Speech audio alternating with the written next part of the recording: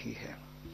अब जो निर्णय हमने आज की बैठक में हुए, उसमें पहला अगर मैं कहूं तो प्रधानमंत्री नरेंद्र मोदी जी सदा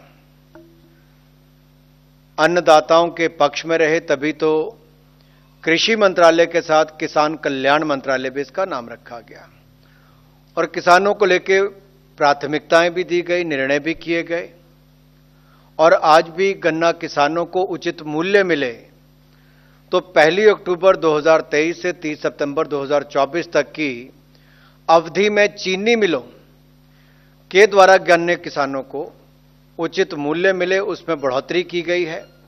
आज तक का सबसे ज्यादा जो दाम है 315 रुपए प्रति क्विंटल मूल्य उसको निर्धारित किया गया है। ये गन्ने के मूल्य का भुगतान चीनी मिलों द्वारा सीधे तौर पर किसानों को किया जाएगा और ये कृषि लागत और मूल्य आयोग CACP इसके द्वारा पहले स्टेट से, स्टेक होल्डर से सबसे इनके सुझाव और रिकमेंडेशंस लेने के बाद गन्ने की उत्पादन लागत व अन्य बाय प्रोडक्ट जैसे कि गुड़, गन्ने की खोई इत्यादि की बिक्री से प्राप्त होने वाली राशि, इन सबको उचित प्रॉफिट मार्जिन जैसे फैक्टर्स को ध्यान में रखते हुए तय किया जाता है। पिछले साल ये 305 था, इस साल 315 किया गया है। लेकिन अगर आप पुराने आंकड़ों को देखेंगे तो 2013-14 में 210 रुपए प्रति क्विंटल इसका रेट था, जो आज बढ़कर 315 रुपए प्रति क्विंटल हुआ है। 2013-14 में कुल प्रोक्योरमेंट हुई थी तो 57,104 करोड़ रुपए की हुई थी, जबकि 2022-23 में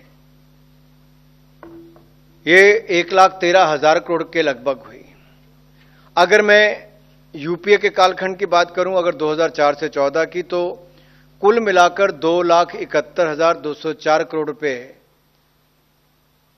की खरीद हुई, वैल्यू जो है उसकी, और 2014 से 2023 तक 7,46,066 करोड़ रुपए खरीद में हुए।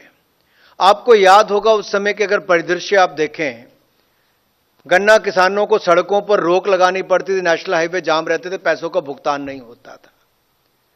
लेकिन आप पिछले कुछ सालों का अगर देखेंगे, पूरा भुगतान किसानों को किया गया है। अगर मैं पिछले 5-6 सालों की बात करूं तो 99.8%, 99.7% इस तरह से भुगतान हुआ है और जो बैकलॉग था वो भी क्लियर किया गया।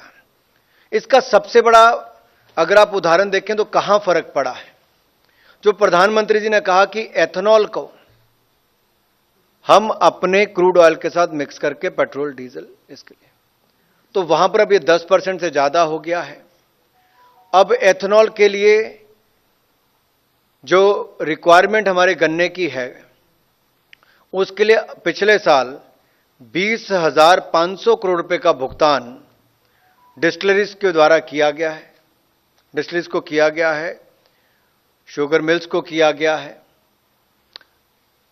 इससे पता चलता है कि अब उनके पास नकद ज्यादा है।